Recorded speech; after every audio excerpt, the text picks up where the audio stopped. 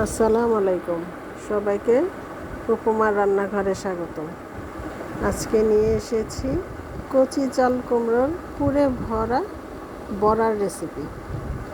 এখন একটি চাল কুমড়ো নিয়ে এসেছি কচি।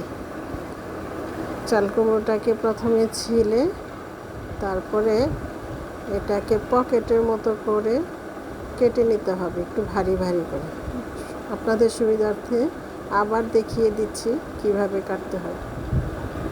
দেখুন, এভাবে পকেট করে তারপরে কেটে নেবেন। তারপরে একটি প্যানে গরম পানিতে চাল কুমড়োগুলো দিয়ে দিচ্ছি। 1 চামচ হলুদ গুঁড়া, 1 চামচ লবণ দিয়ে এটাকে হাফ সিদ্ধ করে নিতে হবে।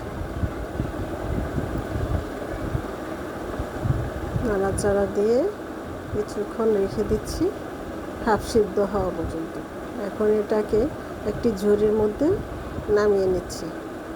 এখন এই পুর বানানোর জন্য 2 চা চামচ সাদা তিল, 1 টেবিল চামচ চীনাবাদাম, 1 চা চামচ গোলমরিচ, কালো গোলমরিচটা নেবেন। এটাকে ভালো করে বেটে নিতে হবে। এই যে দেখুন, আমরা বেটে নিয়েছি।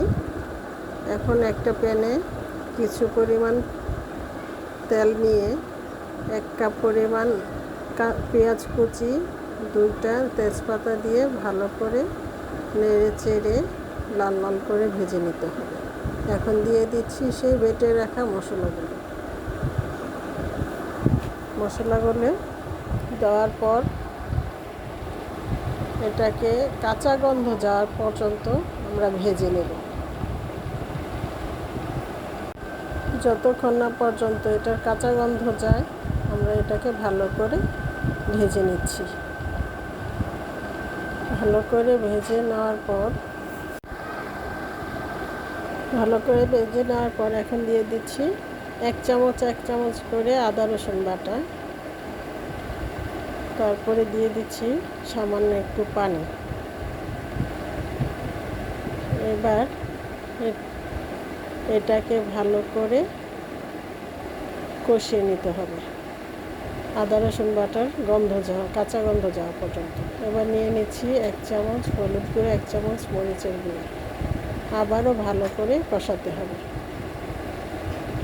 ভালো করে কষানোর পরে দিয়ে দিচ্ছি কিছুটা লবণ, স্বাদ মতো লবণ দিয়ে দিচ্ছি। তারপর আবার একটু পানি দিয়ে এটাকে ভালো করে কষিয়ে নিচ্ছি। এবার দিয়ে দিচ্ছি সামান্য একটু জিরে বাটা।